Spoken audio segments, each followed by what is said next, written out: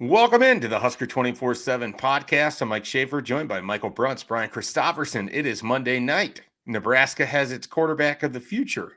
Nebraska might have its starting quarterback for 2024. It's all the same person. That person is Dylan Raiola. And we're here to talk about it. Where do we want to start? Brian Christopherson, you look like you're ready to just start unleashing thoughts. I see you're kind of like inching towards the screen. I'm like, okay, we got to get him the ball. Let's get him the ball. Take your shot. Yeah. I don't think I was doing that, by the way. I think that was a misread by you. A lot of misreads. That's fair.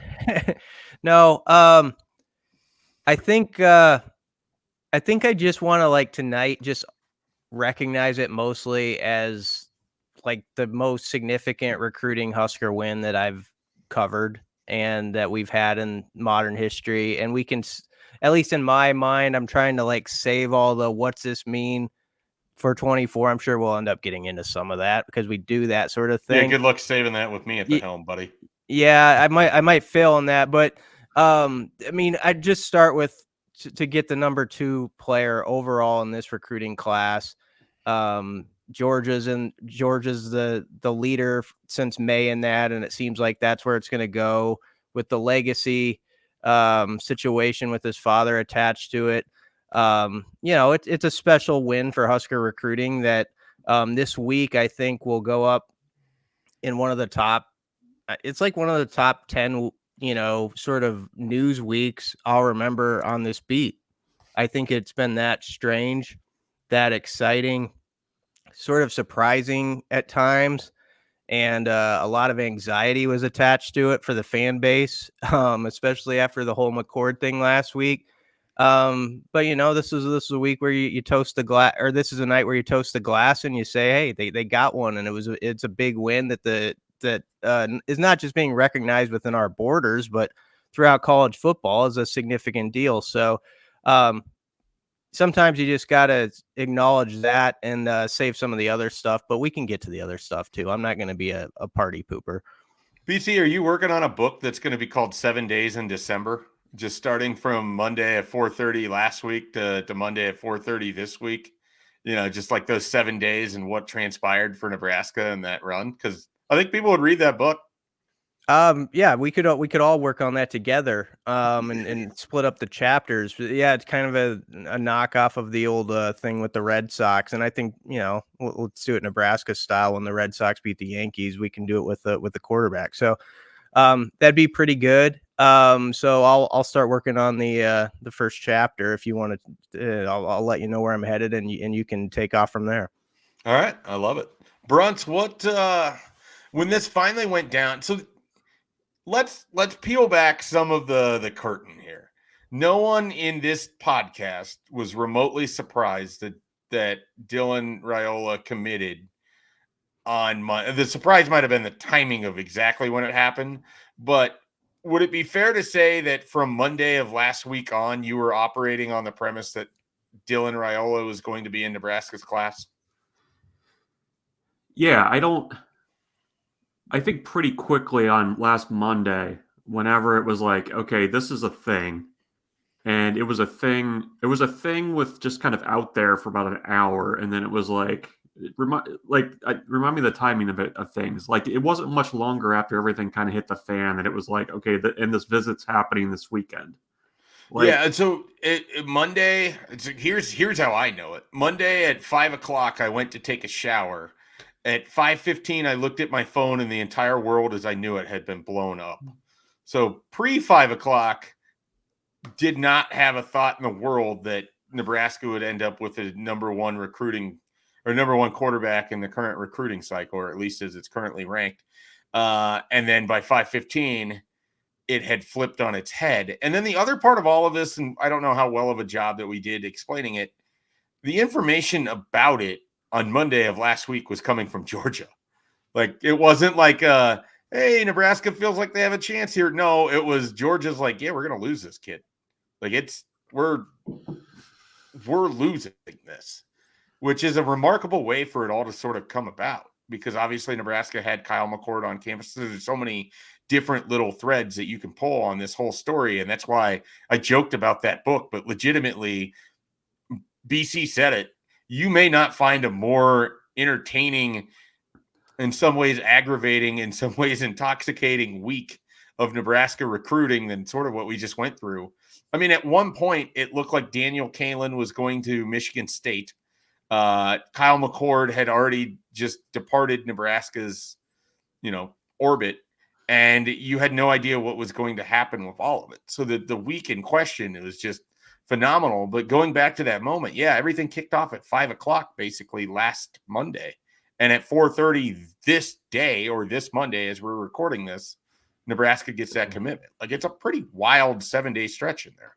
Yeah, I think once like the visit was going to happen, it was like, okay, this is a done deal. This is a thing. Because, like, I guess in my mind, Nebraska had been the bridesmaid twice already, and had moved on, already had a high school quarterback in the class, was pursuing transfer portal quarterbacks. It felt to me like if you're Nebraska, you needed to have quite a bit of assurance that whatever was going to happen before you allowed that visit to take place, just because it was going to turn into a circus.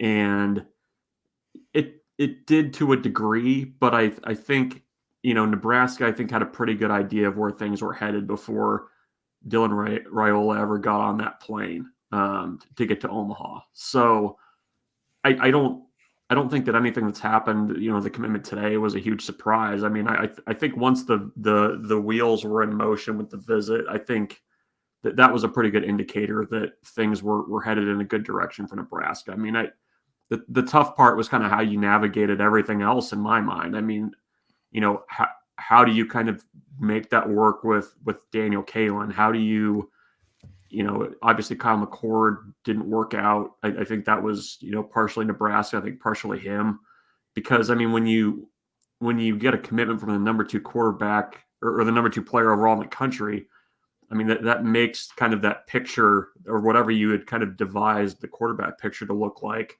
just basically blew it up. And I think Nebraska needed to kind of say, look, like, are we going to pursue this? And, the decision there is absolutely yes.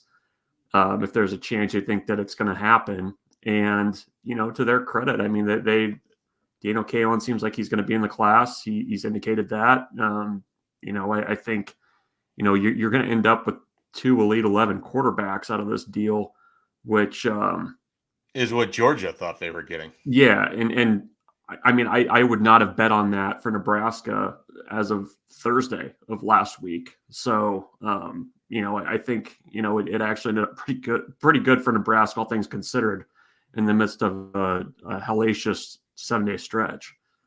Yeah. BC made this point, and I think it's an important one. It's something that he and I had a podcast last week, and I probably allowed the short-term thought process to overtake more of just the general, like, Nebraska went out and they got a 5-star quarterback, not just like any 5-star, but a 5-star quarterback where the expectation is this guy could be a rocket ship for your program. And they don't have a lot of recruiting wins like that. I mean, they just, since I've been covering this, I mean, their best recruiting wins are like Tyjon Lindsey, who was coming off an ACL tear, and Turner Corcoran, which was a big recruiting win in the moment. Thomas Fedoni, big recruiting win in the moment. Wan'Dale Robinson, big recruiting win that you weren't able to keep locked in at your program. Like, so this is, and I'm not trying to say those as cautionary tales. I know that sort of comes off that way, but that's not the point.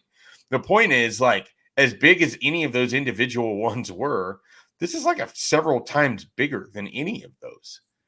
I mean, is there like Bruntz? I mean, because we've been covering this together since 2011. Is there even a quarterback that's in the stratosphere that Nebraska's brought in of what we perceive Dylan Raiola to be? Like, who's the best quarterback Nebraska's landed previously from a, like, recruiting wow perspective? I think in terms of, no, you're absolutely right. I mean, nobody gets close to it. First off,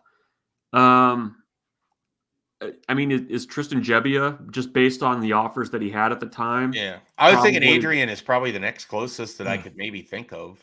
Yeah. Well, I think too with Adrian, there was a lot of like, it was also the circumstances of everything. Like you win the game, and then you immediately get on the plane and fly across the country, and that's your guy, and you got your guy, and that the narrative I think kind of grew from that. And certainly, I mean, he was a productive quarterback, but in terms of buzz and maybe how polished of a product he is coming in, no, and I mean not at all. I mean, I think there was a little bit of a feeling with like Patrick O'Brien that like this was a kid with a big arm with a ton of upside, but like they kind of discovered him too. Nebraska didn't really beat anybody out for him. I mean, Right. It was like Colorado State and stuff like that. So, no, I mean, not since we've been doing it. I mean, you got to go back a lot farther than that. And even, I mean, you're right. I mean, a lot of even the higher ranked wins that Nebraska's had. I actually made a list the other day of, Nebraska's signed since 2017 5 guys in the top 100 of the 24/7 Sports rankings, and they're all. Can I guess these? Sure. Okay. Thomas Fedoni. Yeah. Wandale Robinson. Uh-huh. Turner Corcoran. Yep. Tyjon Lindsey. Yep. Okay, so those were the 4 I'd already said. So you said there's 5 of them. There's one more. There's 5 since 2017. Lamar Jackson was another. He was in 2016. Okay.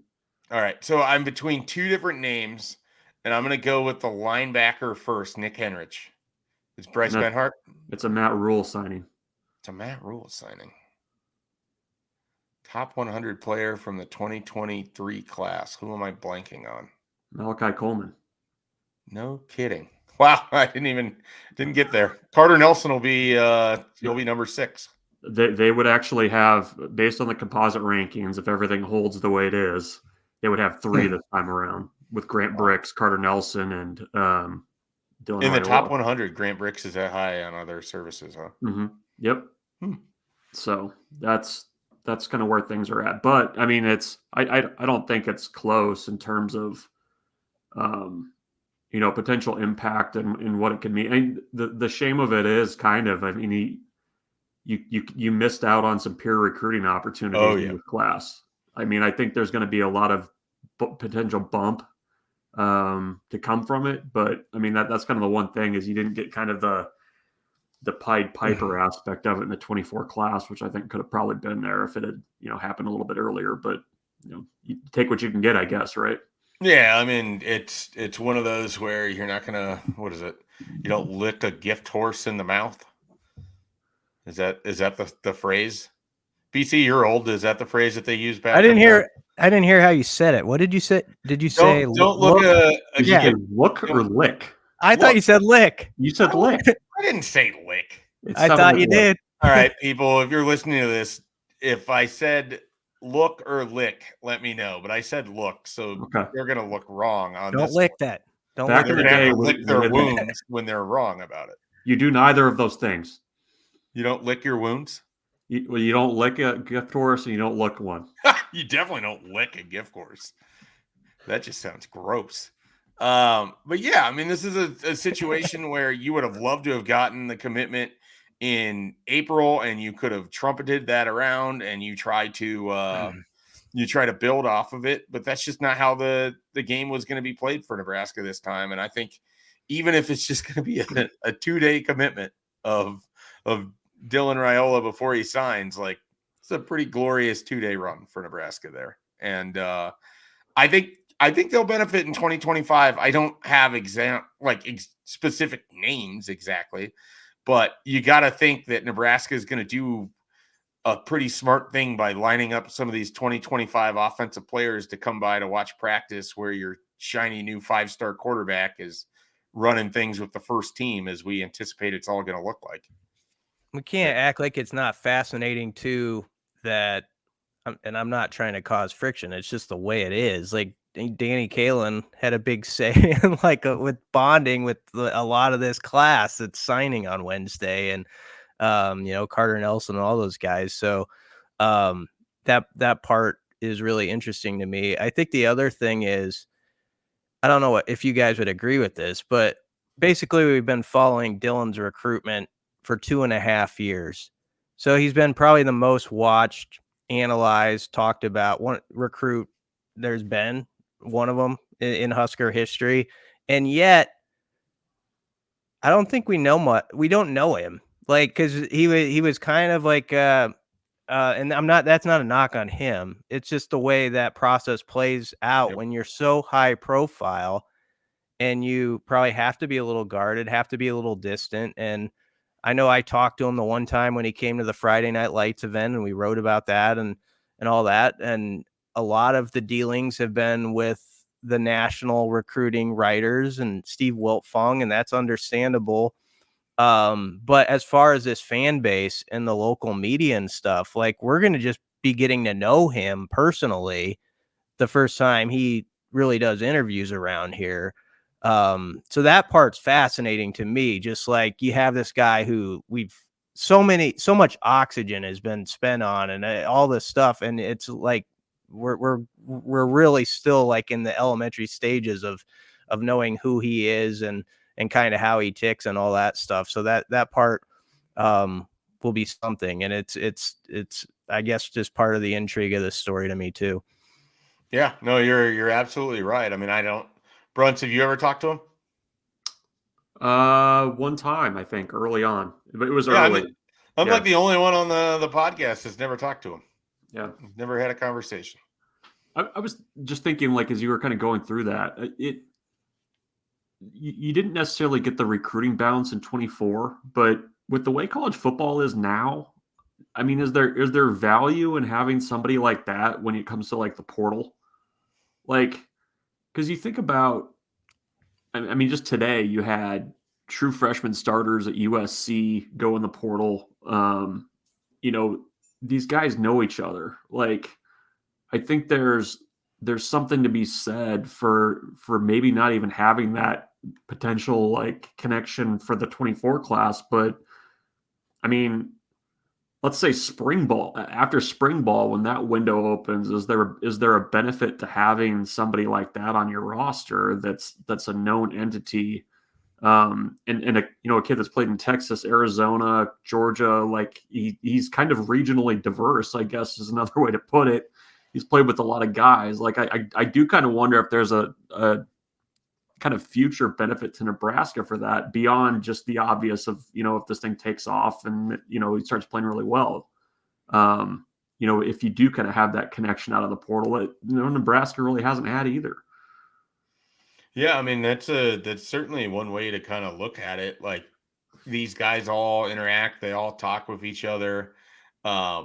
If I'm not going to use any names because I don't want to attach anyone to it, but if some of those guys that were there for that March weekend that, Raiola got to know a little bit, or were here because he told them to come check out Nebraska, who knows? To say, like, if he starts for Nebraska next year and they play reasonably well, and that player is at some other school and just decides, you know what, this isn't the right fit for me, you have that pre-existing relationship.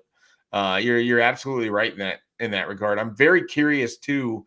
I mean, we saw with I believe Donovan was the one that was down there. I don't know who all was at the Raiola family homestead earlier last week, but they made several offers to Buford players in 2026. I mean, I just feel like there's a way that you can kind of still get the bump and still utilize him as a ticket. I mean, if you're talking to 2025 wide receivers and Nebraska needs them, like, in a 2025 running backs, it's got to be simple enough to be like, look, we've got this quarterback that you'd be playing with, and it's right there in front of you if you want to check it out. So I definitely think that can be a thing that can be utilized. I was thinking more 25s, 26s, and Bruntz is over here playing 3D chess with the transfer portal. So I kind of like that idea, though. I do wonder, at some point Nebraska can't take a class of 30 some people, right? Like, are they going to take a class of like 14 next year?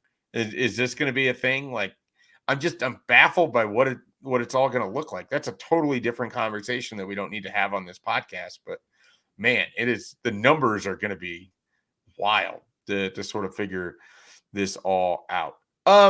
Let's, as we're talking about Dylan Raiola, what do you think the picture looks like this spring with him playing quarterback, Nebraska's offense? And what I mean by that is, what do you think the offense can sort of look like with his skill set?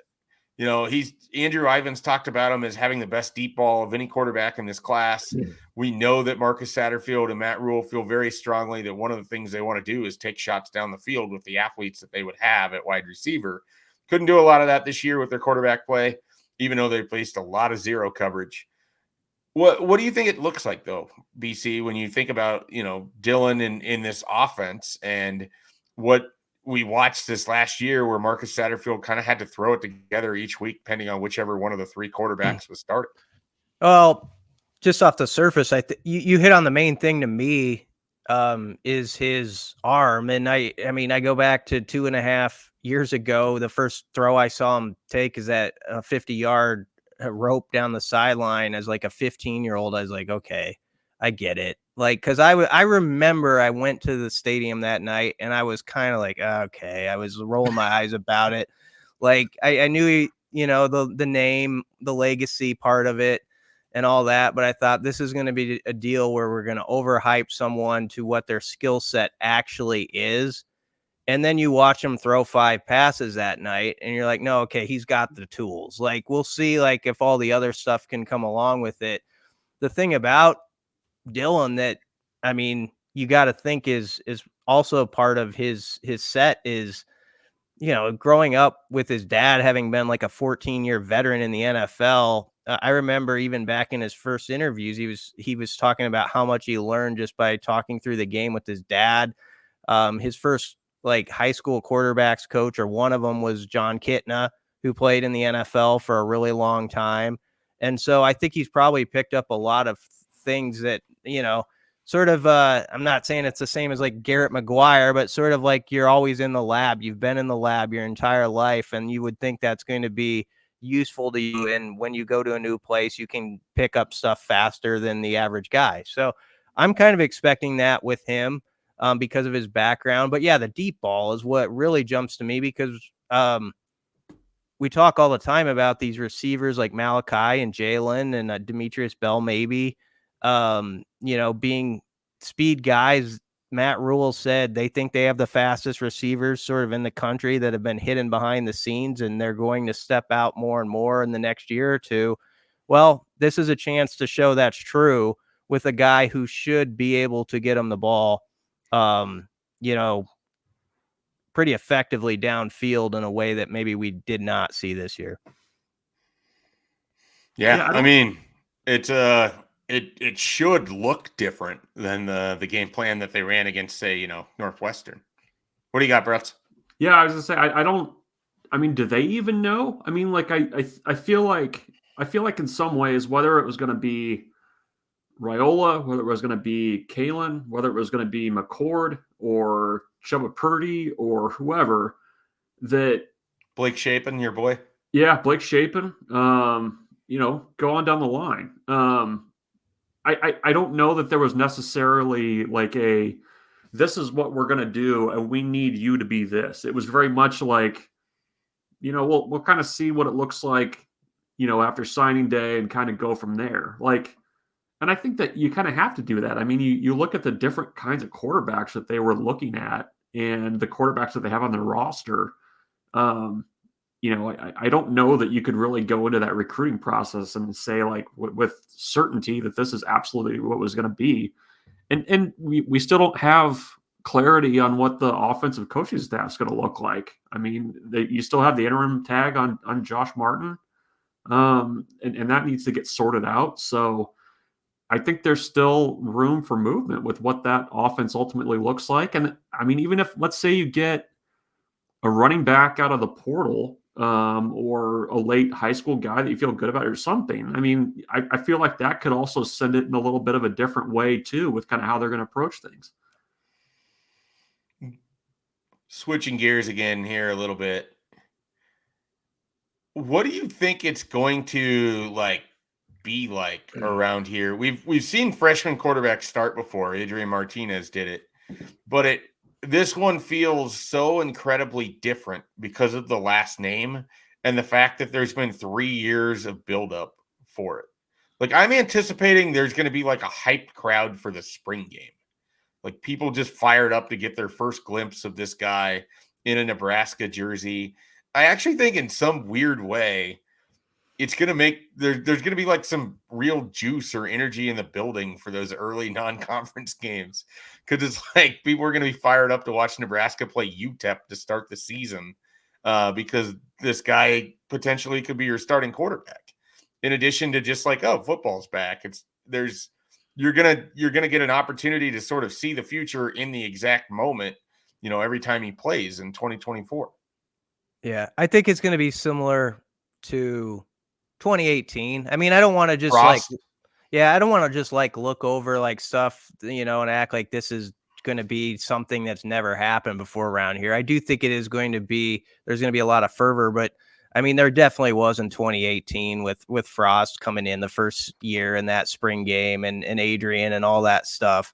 But there's not many comparison points that you could make that are like it. Like even like Taylor Martinez, if you think about how his quarterback life at Nebraska went, he redshirted the first year. And then I remember it because we were hearing behind the scenes at the paper that year that he's probably going to be the guy, and nobody believed it because at the time they thought it was going to be it was a Zach and maybe Cody was still there. Yeah, Cody, it seemed like it was going to be Zach Lee to me the entire way until it somehow wasn't. Yeah. So that one was a case where a guy had been there a year. And really nobody knew what he was until he burst off on that touchdown run on like the third play of the opener. So Adrian is maybe a comparison point in 2018, but not many else like it. Harrison Beck was a unique situation around here, way back when, and I was just out of college or whatever with that one. But I do remember about 20 people gather around him the first time and like him talking about playing the guitar and all this other stuff. And so, yeah, I mean, but he's in this is a story that doesn't have a lot of company. There's 2 or 3 cases maybe in the last 20, 25 years where I think you could say the hype maybe comes close to it. But that's also something he's going to have to be able to handle. And this coaching staff's going to have to do a good job of handling too. And, also you have guys who have been who are in that position group who have been playing college football for 3 or 4 years who want to have a say in things too. So it'll be a bit of a delicate dance, I'm sure. Bruntz, is it difficult for you at all to look at this and just say Dylan Raiola is going to be the starter for next year? It's hard for me to say it'd be anything other than that. Like, I feel like I'd be lying through my teeth, but I might just be way out over my skis on it because 1, he still has to sign. 2, he needs to show up. 3, he's got to stay healthy. 4, he needs to win the job. And yet, assuming health and assuming a signature, I see almost no way in which he's not your starting quarterback for 2024. Like, I just don't – I don't see anyone else getting that first rep against UTEP. Like, how over the top am I being right now with that? No, I mean, I don't think that you I would tell you that you were a little bit more that you were out in front a little bit if there was somebody who was already in the room that you're like, this is an established starter. Right. And I don't think that what we saw in 2023 would suggest that there is an established starter currently in that room. And I don't know that are we done with movement in the quarterback room? No. The portal's open for another 2 weeks. And then do either of you think Chubba Purdy will be on Nebraska's roster for 2024? I don't know. I mean, I always hate those. Not the question you asked. It's tough for me to like. You can insult the question. I'm fine. Yeah, with it's it. a freaking terrible. No, it's not. It's a question. I would rather you be honest than just stewing inside. It's the question people want to ask. It's a question where I always like to not answer because I feel like you can. It's really hard to get in. Like, well, we don't know. You're not Chubba. I believe it or not, BC is not Chubba Purdy. I mean, I think Chubba he can play it out in the spring and see where he stands. Yeah. That's the beauty of it. Like now, where there's still a portal period after that, where a guy could change course if he realizes like, oh, you're second or you're third. They're just gonna have really honest conversations with those guys at that time. But it's hard for the coaches too, because I don't know that they're gonna walk out of spring and to say like, oh yeah, this true freshman is definitely our starting quarterback on April 25th or something. That would be hard to say too. So it'll be a tough spot they're in with that, I think, but it's a good spot because you got the guy here, so that's what I'm going back to my original answer. That's what I'm speaking about tonight, is this victory at this moment without any worries about all that other stressful stuff that Nebraska is going to face. I think how they play that out is going to be really important.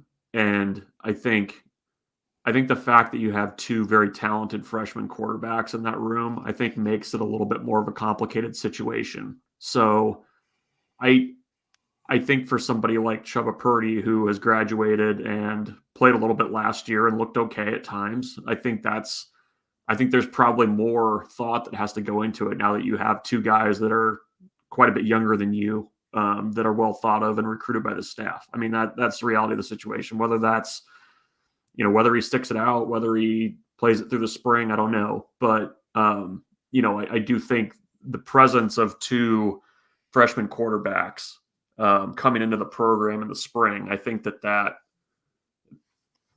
makes it a little bit more difficult to go out and find somebody to add depth to that group. So I that's what I'll say. But I do think kind of how the staff talks about this is going to be really fascinating as they go through the spring, because expectations, everything else, and also the reality of an 18-year-old kid. Those are two very sometimes they're kind of in conflict, I think, sometimes with from the coaching staff's point of view.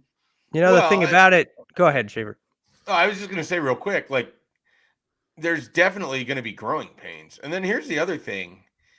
Andrew Ivins mentioned this on the podcast we did on Friday. He was looking through trying to find true freshman quarterbacks for his freshman All-American team. The top end guys largely did not play. And if they did, it was towards the end of the season where you saw like Jackson Arnold got a little bit of run and guys like that. But for the most part, your high-end 2023 class quarterbacks sat. And so, what Dylan Raiola might be doing here is not exactly like commonplace. Like that's kind of the thing. Like you're taking a risk in the sense of putting him out there. But I feel like the only way Nebraska was ending up with him is if they were going to be willing to take the risk to put him out there as a true freshman. So it's kind of like a double-edged sword. So you're going to have to live with some growing pains. But I think that's also why it'd be somewhat valuable if you could keep somebody like Chubba Purdy to stick around, because that's a guy that has him, you know what his skill set is. I think that he is a luxury backup quarterback. And if you could convince him that, hey, look, you were the backup in 2022 and you got to start several games. You're the backup in 2023 and you got to start several games. Chances are you're going to be needed in 24 in some capacity. I wonder if there's a way they could make a compelling argument there. So, because you know that you're going to have some growing pains with a freshman. Like, that's just the reality of it. And I'm not saying that alone makes it enticing for anybody to be the backup quarterback, but you always have to assume that it's hard for anyone, whether it's in the NFL or in college, to have their quarterback stay healthy for the full entire season. So this is an important position to provide competition, to provide, to push, to make sure that someone actually wins this job. And then to have a little bit of confidence that if you have to go to whoever your backup would be, that they can come in and do a capable job. Like I do wonder if there's an element of where it's like, okay, I could leave, but who's interested? How far is the drop from the level of football that I'd be playing? And is there not like already a decent role for me here in Lincoln? And I kind of feel like there is. I've gone back and forth on this where I thought he was for sure gone. And now it's like, I could draw a pretty good picture as to why it would make sense for all sides for him to stick around. I think we also around here sometimes have a way of acting like everywhere has these great backup quarterback situations when they definitely do not. Like there's maybe 8 to 10 programs in a given year where that ends up being like, oh, they got a really special guy You as mean their not backup. everybody has Will Howard? Yeah, it's just like a very unusual situation now. And sometimes those guys are discovered sort of by accident, like when it takes off, like that nobody knew in August that the second guy at this particular school was any good. They thought he was nothing. And then he gets in there and it turns out he can ball, or he just has the ability under the lights. And so let's say Purdy left. Harburg, we haven't even mentioned Harburg. I mean, Harburg is a guy who's started games in college football and has won some games. And there's people around the country who would say that's a pretty good deal. Like you got a guy who's, started 5-6 games, whatever it was. He won some. He's been out there. He's grown from last year, you hope. So if they happen to keep both Purdy and Harburg, you've got two pretty good options there. And if you keep one of them, you have probably a situation that's not all that different than a lot of places in the country. And a lot of schools would take that situation that Nebraska's in with a big time prospect and a guy who's played some football behind him or whatever, or however that shakes out. So I just think we got to always remember that everybody is always like, kind of like scratching their head like, I don't know about that second or third guy. That's just the way it is. That's the way it is in the NFL. I mean, you like when your team has a guy go down, like with our beloved Vikings, Schaefer, we know that. You see the second or third guy and you're like, it's just not the same. But then you look around, it's that way everywhere. So that's just football. That's the depth chart at almost every place there is. Yeah, but I just don't want to see Nick Mullins ever again. Is it? I shouldn't have brought it up. I should. Sorry, Bruntz. It's fine. We can move on. Mad. Anyway, it's all right. He threw an interception to a guy laying on the ground an inch away from him. I can't get over this. I can never get over this. It's the stupidest throw I've ever seen, and I've watched the Vikings for a long time, and they make a lot of dumb throws. That was my fault. BC's like, I'm not gonna bring this up. Oh, let me just jab this finger right in that open bear with the biggest stick you can find. That was my fault. I definitely agree that you make a good point there. Like you assume that everyone has better backups than they actually do in these situations. And I do think that, I mentioned it like Nebraska very rarely has had a quarterback make it through an entire season. Some places are just have had better luck than Nebraska when it comes to their quarterback injuries and the just injuries in general. And so it doesn't always have to be that you have to have some guy that's going to rescue the day. Sometimes teams just make it all the way through without a quarterback injury. It seemed like Nebraska used to do this at one point in time, and now it's gone the other way. So those are fair points about, overemphasizing, an area where everyone's going to be a little bit behind. There's very few places where a backup quarterback is, as good as the starter. I'm jumping around here because I meant to ask this earlier, and I feel like you guys would be good people for it because I don't have a good read on it. I was too young to know one way or the other. What was the level of excitement when Tom Osborne went to Tommy Frasier for the first time as like a true freshman starting quarterback? Like, was it a big deal in 92? 92, I think. Yeah, it was. Now, because it was Mike Grant, I think, is the name I have in my head, despite not knowing Mike Grant from anyone. He was a starting quarterback. 92, they lost at Washington, who was loaded. Great Washington team. Yeah, they had Joel McHale. Yeah, yes, they did. Loaded. Did you know that, Bruntz? No, I did not. Joel McHale was on the Washington football team. Wow. Yeah. And then it was game 5 or 6. I can't remember. Against Missouri. I was on Benson. I was playing golf at Benson Golf Course with my dad, listening to Pavelka in a headset, and Tommy Frasier leaped into the end zone on a 5-yard play on 4th and goal to win at 30 to clinch the win 34-24. That's what I remember. And there was Frasier mania from that leap on. I do think there was excitement when he was given the job. Like, all right, let's see what happens. This is the future. You got 3 or 4 years to play with this now. Let's go. But that really took off with the leap, and then they smoked Colorado on Halloween and beat Kansas in primetime the next week, and the rest is history. I have a hard time placing exactly what the reaction was upon his recruitment. Like, because signing day just wasn't as big a deal back then. It was something where everybody read it in the paper, like, okay, these are the 28 guys. All right, I'll get to know them a little bit. I don't think it's a comparison point, honestly, of like people probably knowing, maybe I'm wrong on this, but knowing like how Frasier picked Nebraska and how that all worked out until after the fact. I think that story got told later. The Kevin Steele playing cards on the porch story.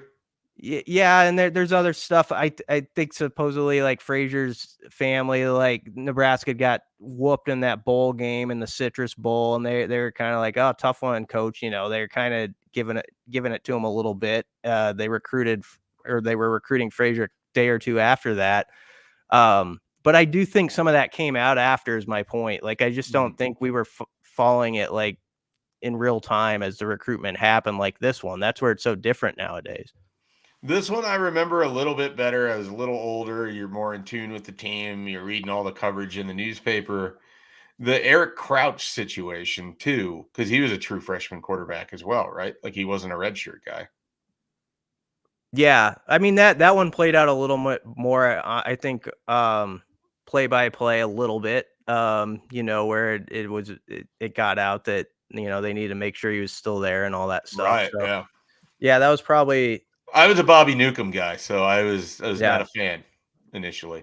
But I don't know. It'd be interesting talking to some of the guys who were like the beat writers or columnists from like 92, like how much they actually knew about Tommy Frasier before he got here, and when that stuff like got told, or the stories we know now. I just happen to think they probably came out more later than, when he was being recruited.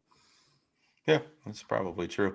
You guys were in the Millard North neighborhoods, right? Like, was Eric Crouch a huge deal in your time in 1998 in that part of Omaha? Yeah. He was known. Was he a big recruit? Yeah. I think so. I think there was an expectation he was going to be really good. I mean, I don't think that he was a under the radar guy at all. Like, No. Millard North was just dominant at I don't think they won the state title with them, but they were always like right there.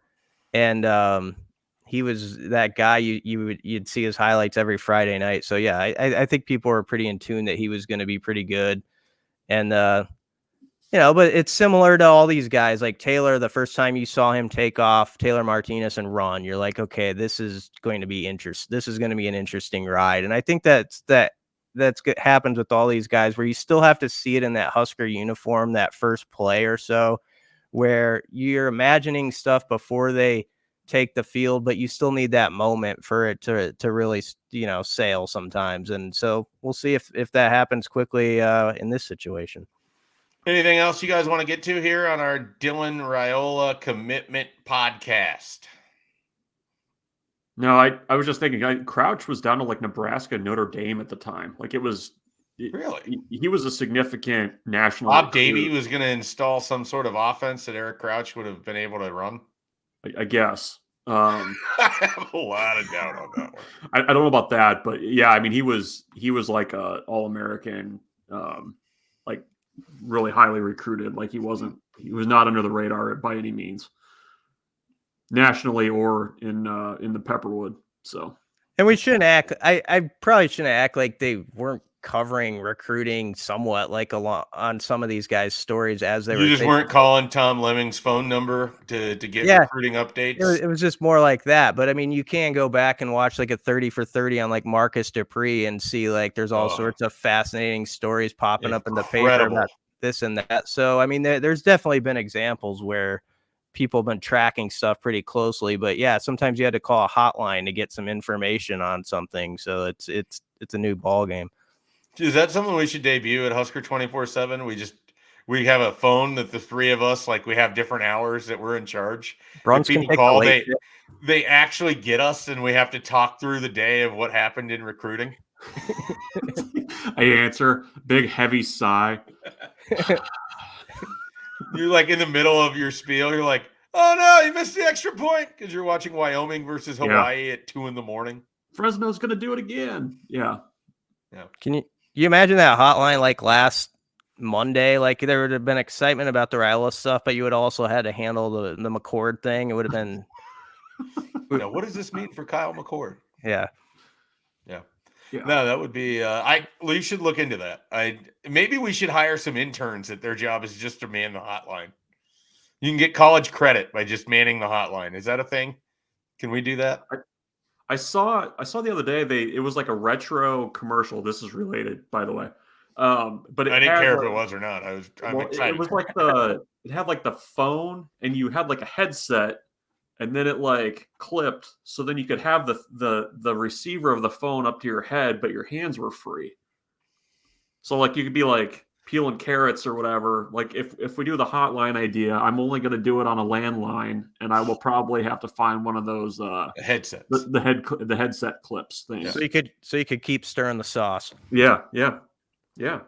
This is the people that are just listening to this won't care, but I've got to ask, Bruntz, are you wearing a Peru State Bobcats shirt? Southeast Community College Bobcats. Yeah. Is it Peru State the Bobcats, or did I just make that up? I believe they are. Okay. Yeah. All right. A lot of Bobcats apparently in Southeastern. I thought it was Charlotte Bobcats when you first came on. No, not anymore. They're the Charlotte Hornets again now. I know, but I thought it was old school. Oh, okay. No, it's not the Beatty Bobcats either, which is the local elementary school here, but neither here nor there. A lot of Bobcats in Southeastern Nebraska, apparently. BC, anything you want to add before we end this thing? No, not at all. Did we get to everything that you wanted to discuss? Yeah, more so. At the beginning, I was like, yeah, let's just talk. I was going to make it a really boring thing about, like, let's just talk about this is a nice win. There you go. End of sentence. Let's not talk about spring ball or anybody transferring, any of that stuff. No, you gotta go all the way into that. There's no part of me that is allowing my brain to think that he isn't the starting quarterback in 2024. I'm talking in every conversation I have. That's the way that I'm going to be. And I'm not doing any, well, you got to be cautious about. No, he's the starting quarterback. That's what it is. That's why he's here. It's the only reason why he's here. I honestly feel that way. If Nebraska did not have an opening for the 2024 job, he is not in Nebraska next season. Bruntz, anything you got? I don't think I can follow that up. That's the period on the sentence. All right. Well, for Brian Christopherson, for Michael Bruntz, I'm Mike Schaefer. We're Husker247. If you would like more Dylan Raiola coverage, oh boy, do we have a place for you. Husker247, lots of coverage. There are people that work for 24/7 Sports writing about Dylan Raiola that I don't even know who they are. That's how much coverage we got coming at Husker247 right now. You can get all sorts of stuff about Dylan Raiola. You can get stuff about Nebraska's approach to recruiting him, their approach to NIL, all of that and more. And believe it or not, folks, and I know it's really hard to imagine this, there are other members of the 2024 recruiting class that still exist, and they're going to make decisions coming up on signing day. And where do you want that coverage? You want it at Husker247.com. We'll have everything for you on signing day and a whole lot more. Plus, if you like Nebraska basketball, we'll be coming back on Tuesday with a Husker Hoops cast. Coming off of that big win at Kansas State, BC was there in person. We'll get his thoughts on what that win means, how things set up for Nebraska as they finish out the month of December, and a whole lot more with Husker247. So check all of that out. We'll be back later this week with another Husker247 podcast.